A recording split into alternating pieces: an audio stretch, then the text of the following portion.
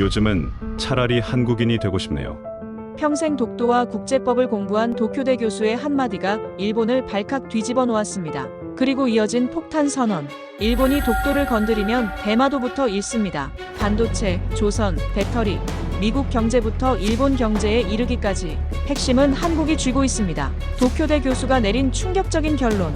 미국도 중국도 심지어 일본마저 한국을 붙잡을 수밖에 없던 진짜 이유는 무엇일까요? 한국은 이미 세계를 장악했고 일본은 반대로 몰락했습니다. 지금부터 모든 진실이 밝혀집니다. 그 전에 좋아요와 구독 버튼을 눌러 대한민국을 응원해주세요. 저는 40년 동안 독도 문제를 연구한 도쿄대학교 국제법 교수 다나카 히로시입니다. 내년이면 정년 퇴임이고 오늘이 마지막 특강입니다. 120명의 학생들이 강의실에 모였고 모두 독도에 대한 일본 입장을 들을 거라고 예상했을 것입니다. 하지만 오늘은 다릅니다. 저는 단상에 올라 천천히 말했습니다. 오늘은 솔직하게 말하겠습니다. 요즘은 차라리 한국인이 되고 싶네요. 강의실이 얼어붙었습니다. 학생들이 믿을 수 없다는 표정으로 저를 쳐다봤고 누군가 헛기침을 했습니다. 저는 슬라이드를 띄웠습니다. 화면에 큰 글씨가 나타났습니다. 일본이 독도를 건드리면 대마도부터 잃습니다. 강의실이 술렁였습니다. 앞줄에 사토 유키 학생이 조심스럽게 물었습니다. 대마도는 일본 영토인데 무슨 말씀이냐고, 어떻게 잃을 수 있냐고 따졌습니다. 저는 침착하게 답했습니다. 대마도는 원래 조선 영토였다고, 조선 왕조실록에 명확한 기록이 있다고 설명했습니다. 임진왜란 이후 불법 점거된 것이고 국제법적으로 한국이 더 유리하다고 밝혔습니다. 다음 슬라이드를 넘겼습니다. 법리 분석이 나타났습니다. 일본이 독도를 국제사법재판소에 제소하면 한국은 맞소송으로 대마도를 제기할 수 있다고 설명했습니다. 샌프란시스코 조약의 똑같은 논리가 대마도에도 적용된다고 강조했습니다. 사토가 다시 물었습니다. 그럼 일본은 어떻게 해야 하냐고, 답이 뭐냐고 목소리가 떨렸습니다. 저는 단호하게 답했습니다. 독도를 건드리지 마십시오. 그게 답입니다. 강의실이 조용해졌습니다. 저는 다음 슬라이드를 넘겼습니다. 이번엔 경제 데이터였고 더 충격적인 내용이었습니다. 반도체 점유율이 나타났습니다. 1990년 일본 50%였지만 2025년 6%로 추락했고 한국은 5%에서 70%로 급등했습니다.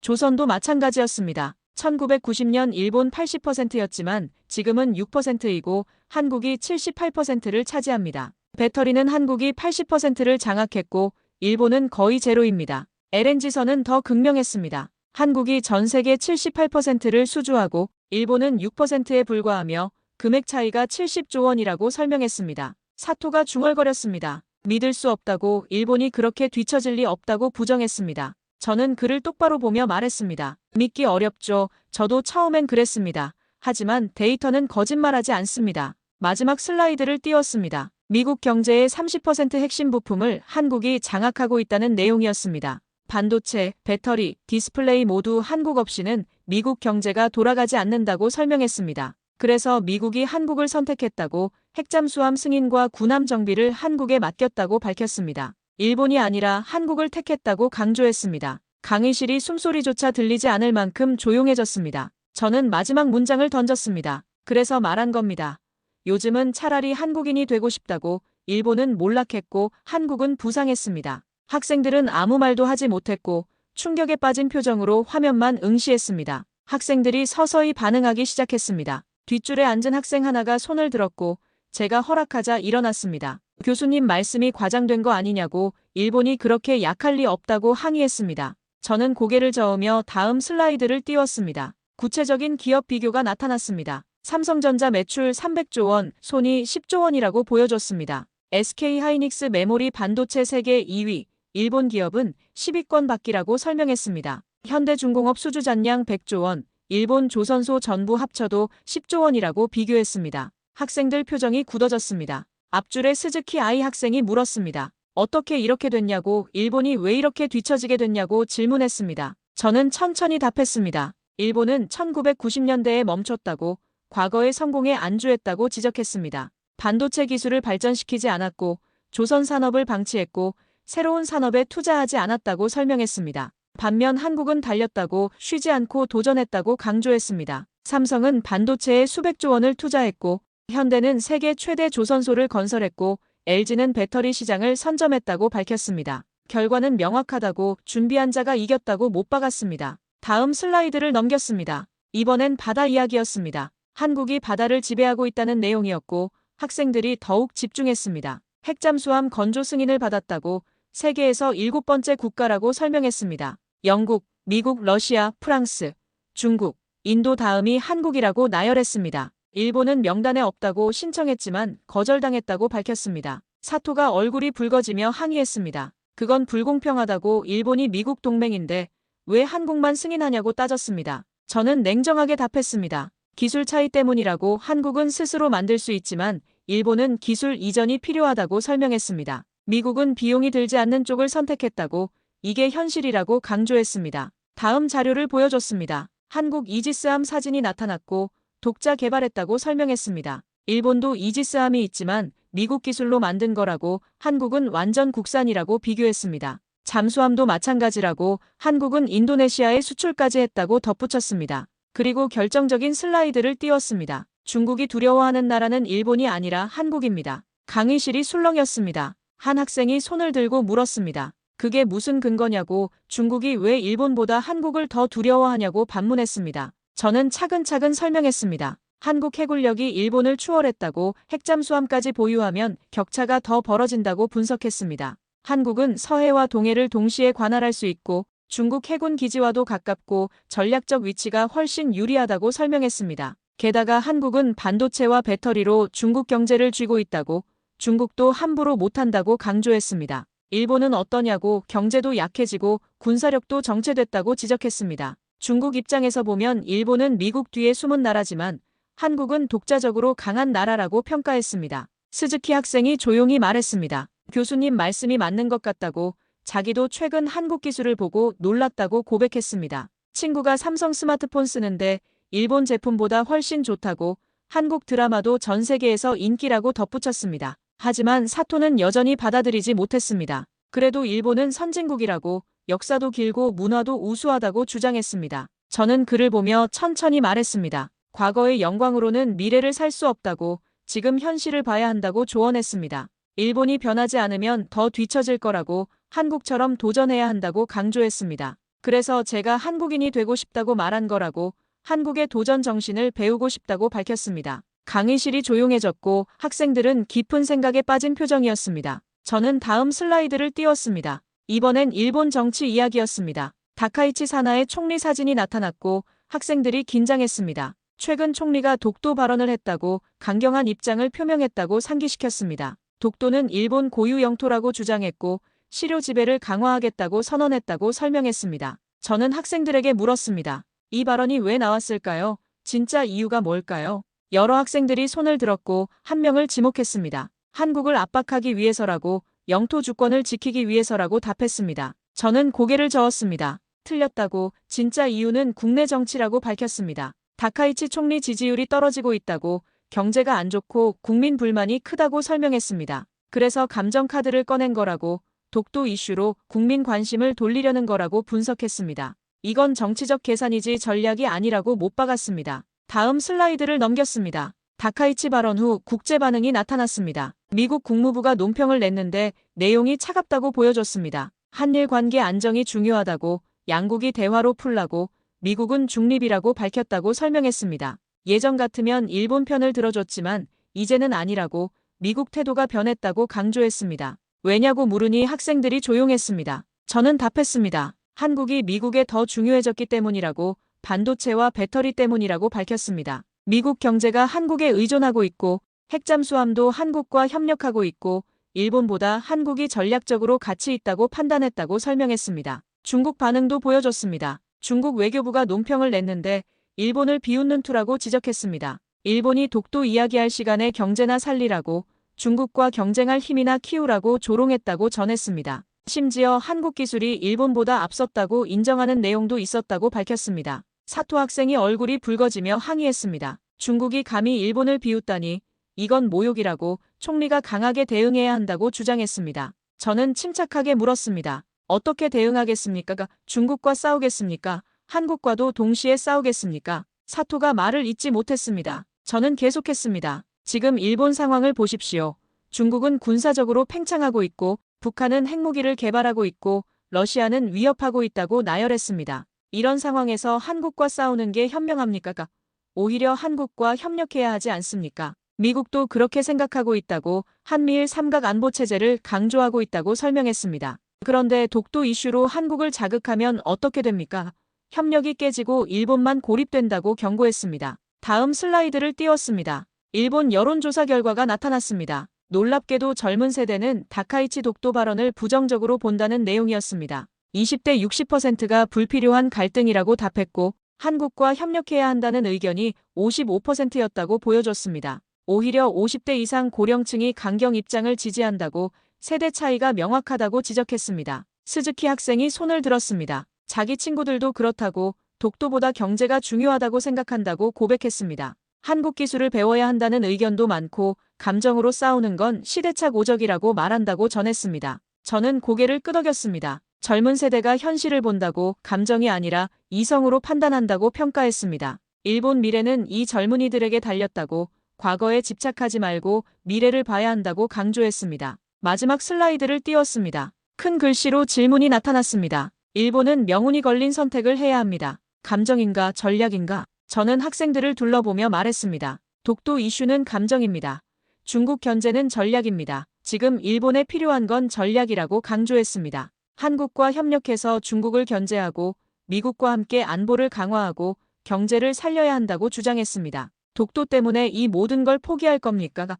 그게 현명한 선택입니까? 강의실이 조용했고 학생들은 깊이 생각하는 표정이었습니다. 휴식 시간이 끝나고 학생들이 다시 자리에 앉았습니다. 표정들이 전보다 진지해졌고 누구도 딴짓을 하지 않았습니다. 저는 새로운 슬라이드를 띄웠습니다. 이번엔 공급망 이야기였습니다. 한국이 세계 공급망을 어떻게 장악했는지 보여주는 내용이었고 학생들이 집중했습니다. 반도체 공급망 지도가 나타났습니다. 삼성과 SK하이닉스가 전 세계 메모리 반도체의 70%를 생산한다고 보여줬습니다. 이게 없으면 스마트폰도 컴퓨터도 자동차도 만들 수 없다고 설명했습니다. 미국 애플이 삼성 없이는 아이폰을 못 만들고 중국 샤오미도 SK하이닉스 없이는 휴대폰을 못 만든다고 강조했습니다. 다음은 배터리였습니다. LG에너지솔루션, 삼성 SDI, SK온이 전 세계 배터리 시장의 80%를 장악하고 있다고 밝혔습니다. 전기차 시대가 왔는데 배터리는 한국이 지배하고 있다고 테슬라도 한국 배터리를 쓴다고 설명했습니다.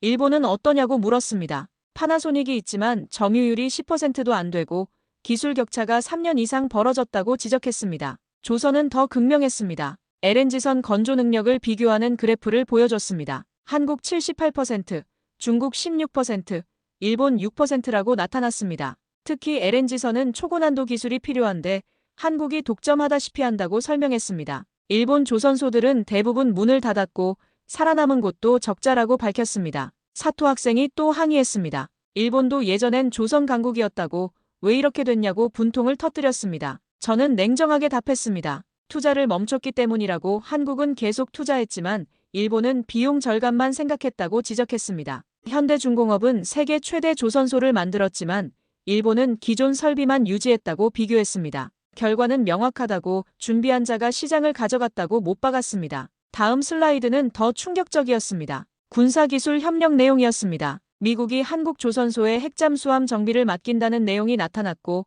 학생들이 술렁였습니다. 핵잠수함은 최고 기밀 무기인데 한국에 정비를 맡긴다고 이건 완전한 신뢰를 의미한다고 설명했습니다. 일본 조선소는 고려조차 안 됐다고 기술력 차이 때문이라고 밝혔습니다. 군함 수리도 마찬가지라고 미국 해군이 한국 조선소를 선호한다고 덧붙였습니다. 빠르고 정확하고 품질이 좋기 때문이라고 강조했습니다. 스즈키 학생이 손을 들었습니다. 교수님 말씀을 들으니 정말 한국이 대단하다고 일본이 배워야 할 것 같다고 솔직하게 말했습니다. 하지만 어떻게 해야 하냐고 지금이라도 따라잡을 수 있냐고 물었습니다. 저는 고개를 저었습니다. 쉽지 않다고 격차가 너무 벌어졌다고 인정했습니다. 반도체는 3년 이상, 조선은 5년 이상, 배터리는 4년 이상 뒤처졌다고 분석했습니다. 따라잡으려면 막대한 투자와 시간이 필요한데 일본 경제 상황으로는 어렵다고 솔직하게 밝혔습니다. 그럼 어떻게 하냐고 스즈키가 다시 물었습니다. 저는 분명하게 답했습니다. 협력하십시오. 한국과 손잡으십시오. 배우십시오.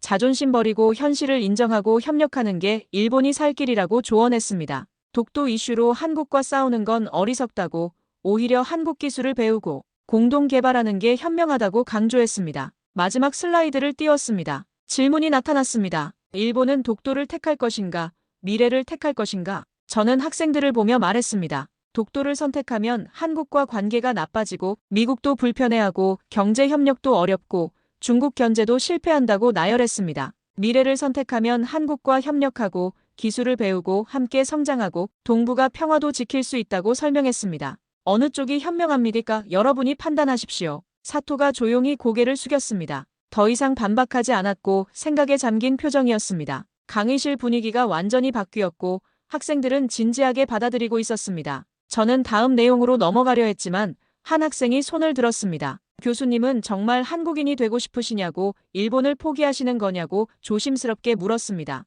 저는 미소 지으며 답했습니다. 아니라고, 일본을 사랑한다고, 하지만 일본이 변해야 한다고 말했습니다. 한국인이 되고 싶다는 건 한국의 도전 정신을 배우고 싶다는 뜻이라고 설명했습니다. 저는 강단을 내려와 학생들 사이를 천천히 걸었습니다. 더 가까이서 이야기하고 싶었고 눈을 마주치고 싶었습니다. 첫 번째 줄 앞에 서서 말을 이었습니다. 여러분은 일본의 미래입니다. 어떤 선택을 하느냐에 따라 일본이 달라진다고 강조했습니다. 지금 일본은 기로에 섰다고, 과거를 붙잡을 것인가 미래로 갈 것인가 선택해야 한다고 말했습니다. 한 학생이 물었습니다. 교수님은 왜 이렇게 솔직하게 말씀하시냐고, 일본 교수로서 부담스럽지 않으시냐고 조심스럽게 질문했습니다. 저는 잠시 침묵했다가 답했습니다. 내년이면 정년이라고, 마지막 강의라고, 이제 진실을 말할 때라고 생각했다고 고백했습니다. 40년 동안 독도를 연구하면서 많은 걸 깨달았다고, 감정이 아니라 사실을 봐야 한다고 배웠다고 밝혔습니다. 일본 정부 자문도 여러 번 했지만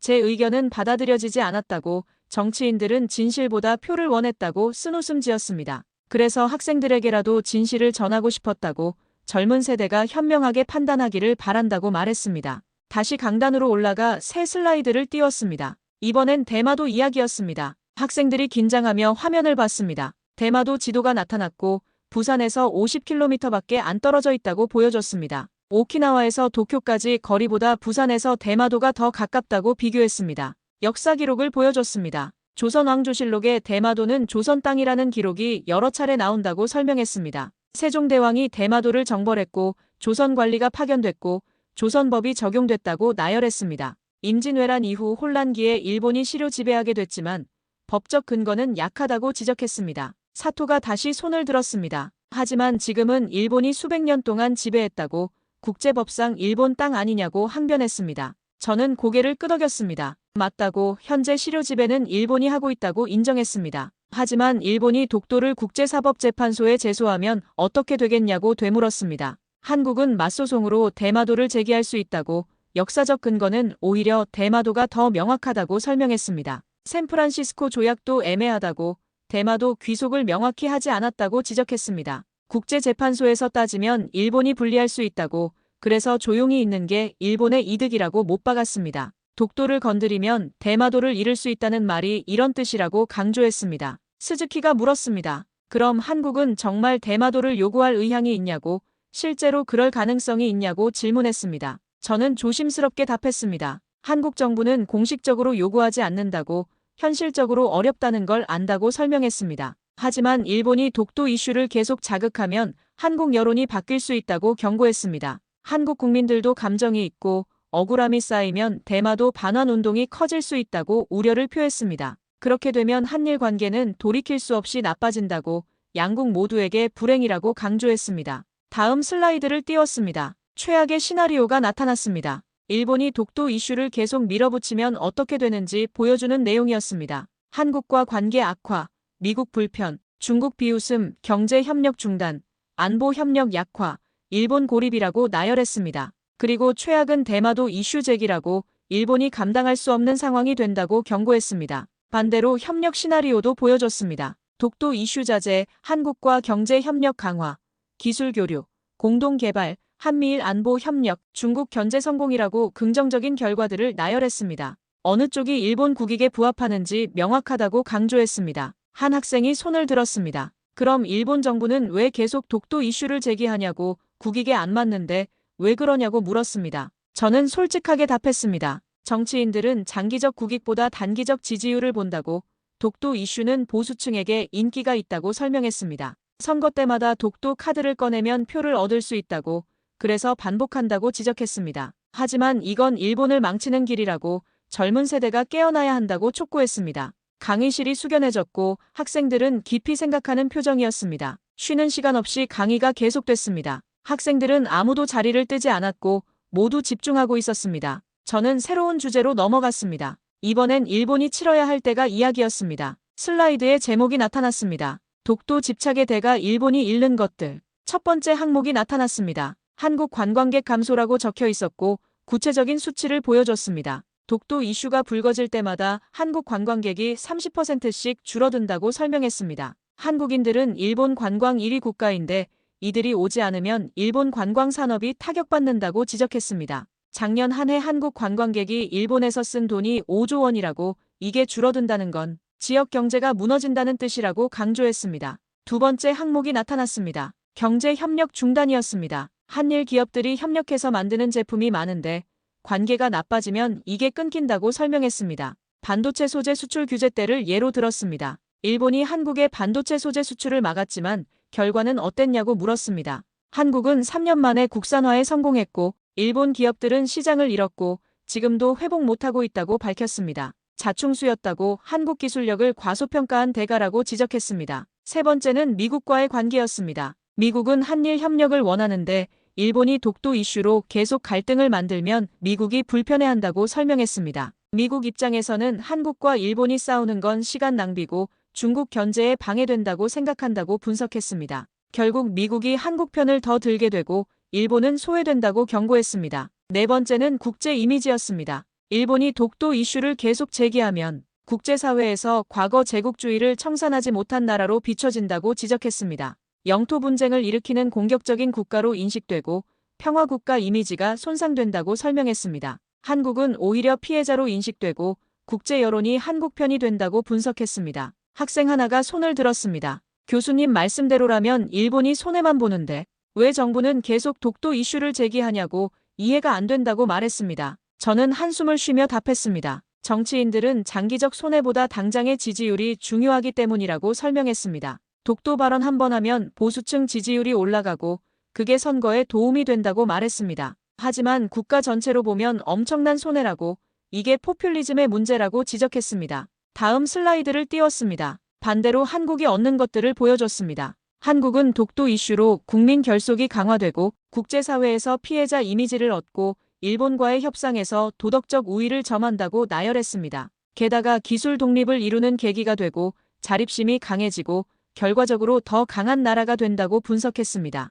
일본이 한국을 압박하려다 오히려 한국을 강하게 만들었다고 역사의 아이러니라고 평가했습니다. 스즈키 학생이 말했습니다. 교수님 말씀 들으니 정말 일본이 어리석었다고 한국을 적으로 만들 게 아니라 친구로 만들었어야 했다고 후회했습니다. 저는 고개를 끄덕였습니다. 맞다고 지금이라도 늦지 않았다고 태도를 바꿔야 한다고 강조했습니다. 마지막 슬라이드를 띄웠습니다. 질문이 나타났습니다. 일본은 자존심을 택할 것인가, 실리를 택할 것인가? 저는 학생들을 보며 천천히 말했습니다. 자존심을 택하면 독도 이슈를 계속 제기하고 한국과 싸우고 국익을 손해보고 결국 고립된다고 설명했습니다. 실리를 택하면 독도를 조용히 하고 한국과 협력하고 경제를 살리고 미래를 만든다고 대비했습니다. 현명한 선택은 무엇이냐고 물었습니다. 사토가 조용히 손을 들었습니다. 처음엔 교수님 말씀을 받아들이기 어려웠다고 하지만 데이터를 보니 인정할 수밖에 없다고 고백했습니다. 일본이 실리를 택해야 한다고 자존심 때문에 나라를 망칠 순 없다고 말했습니다.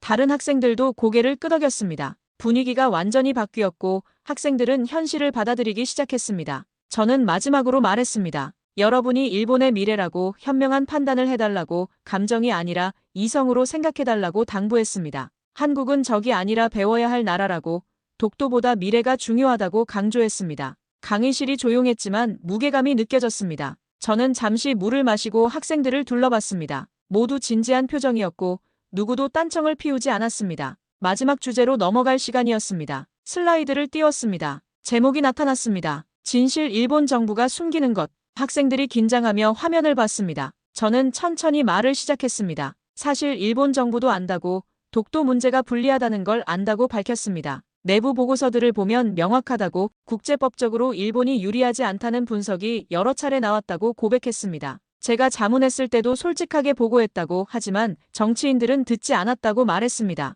진실보다 표가 중요했다고, 국민 감정을 자극하는 게 선거에 유리했다고 쓴웃음 지었습니다. 다음 슬라이드를 넘겼습니다. 일본 외무성 내부 문서가 나타났습니다. 물론 기밀이지만 제가 알고 있는 내용이라고 전제했습니다. 독도를 국제재판소에 제소하면 승소 확률이 50% 이하라는 분석이 있었다고 밝혔습니다. 샌프란시스코 조약 해석이 애매하고 시료 지배는 한국이 하고 있고 역사 기록도 불리하다고 평가했다고 설명했습니다. 그래서 일본 정부는 제소하지 않는다고 입으로만 주장하고 실제 행동은 안 한다고 지적했습니다. 사토가 놀라며 물었습니다. 그럼 일본 정부는 거짓말을 하는 거냐고, 국민을 속이는 거냐고 따졌습니다. 저는 고개를 끄덕였습니다. 정확히 말하면 진실을 숨기는 거라고, 불리한 사실을 국민에게 알리지 않는 거라고 답했습니다. 정치인들은 독도가 일본 땅이라고 외치지만 실제로 되찾을 생각은 없다고 폭로했습니다. 왜냐하면 재판에서 지면 더 큰 타격이기 때문이라고 설명했습니다. 지금처럼 애매하게 두는 게 정치적으로 유리하다고,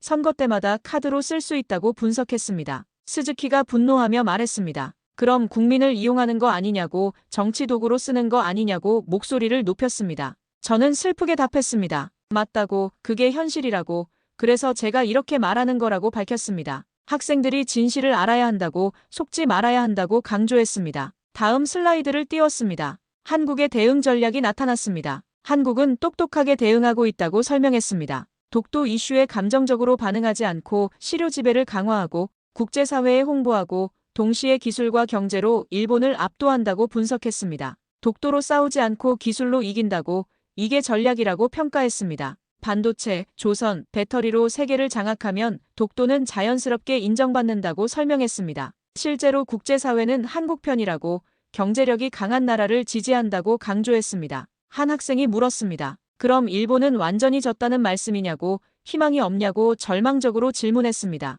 저는 고개를 저었습니다. 아니라고, 아직 기회는 있다고, 하지만 방향을 바꿔야 한다고 답했습니다. 독도에 집착하지 말고 미래에 투자하라고, 한국과 경쟁하지 말고 협력하라고, 감정이 아니라 전략으로 움직이라고 조언했습니다. 일본도 강점이 있다고, 기초과학과 소재기술은 여전히 우수하다고 격려했습니다. 이걸 살려서 한국과 협력하면 윈윈할 수 있다고, 함께 성장할 수 있다고 제안했습니다. 큰 글씨로 적었습니다. 제자들이 반드시 기억해줬으면 했습니다. 미래는 협력하는 자의 것이다. 저는 학생들을 보며 최후 발언을 했습니다. 제가 한국인이 되고 싶다고 말한 진짜 이유는 이겁니다.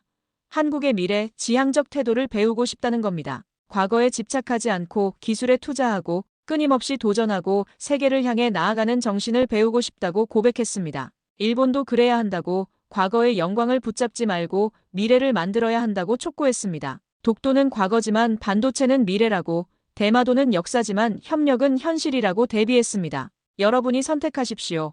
과거를 택할 것인가, 미래를 택할 것인가. 강의실이 숙연해졌습니다. 학생들 중 몇몇은 눈시울이 붉어졌고 어떤 학생은 고개를 숙이고 있었습니다. 사토가 일어나서 말했습니다. 교수님 강의를 평생 잊지 못할 것 같다고, 오늘 많은 걸 배웠다고 감사를 표했습니다. 처음엔 받아들이기 힘들었지만 데이터와 논리를 보니 인정할 수밖에 없다고 고백했습니다. 자기 세대가 일본을 바꿔야 한다고, 과거에 집착하지 않고 미래로 나아가겠다고 다짐했습니다. 다른 학생들도 박수를 쳤습니다. 저는 눈시울이 뜨거워졌습니다. 40년 교수 생활 중 가장 보람 있는 순간이었습니다. 강의가 끝나고 학생들이 하나둘 나갔습니다. 하지만 몇몇 학생들은 남아서 질문을 이어갔습니다. 스즈키가 다가와 조심스럽게 물었습니다. 교수님, 강의 내용이 밖으로 나가면 어떻게 되냐고, 문제가 생기지 않겠냐고 걱정했습니다. 저는 미소 지으며 답했습니다. 문제 생기면 어떻습니까? 내년이면 정년인데 이제 진실을 말할 때라고 담담하게 말했습니다. 오히려 여러분이 이 내용을 널리 알려주면 좋겠다고, 일본이 변하려면 젊은 세대부터 깨어나야 한다고 당부했습니다. 사토도 다가왔습니다. 처음엔 교수님 말씀이 충격적이었다고, 믿고 싶지 않았다고 솔직하게 고백했습니다. 하지만 데이터를 보고 논리를 들으니 부정할 수 없었다고, 일본이 정말 변해야 한다고 깨달았다고 말했습니다. 친구들과 이야기 나누겠다고, SNS에도 올리겠다고 다짐했습니다. 저는 두 학생의 어깨를 토닥이며 격려했습니다. 여러분 같은 젊은이들이 일본의 희망이라고, 과거에 얽매이지 말고 미래를 만들어달라고 부탁했습니다. 학생들이 떠나고 강의실에 혼자 남았습니다. 창밖을 바라보며 생각에 잠겼습니다. 40년 교수 생활이 주마등처럼 지나갔습니다. 처음엔 일본 입장을 옹호하려고 독도를 연구했습니다. 일본이 옳다는 걸 증명하고 싶었고 국제법적 근거를 찾으려고 노력했습니다. 하지만 연구하면 할수록 진실은 달랐습니다. 역사 기록을 보면 한국 주장이 설득력 있었고 국제법으로 따져도 일본이 불리했습니다.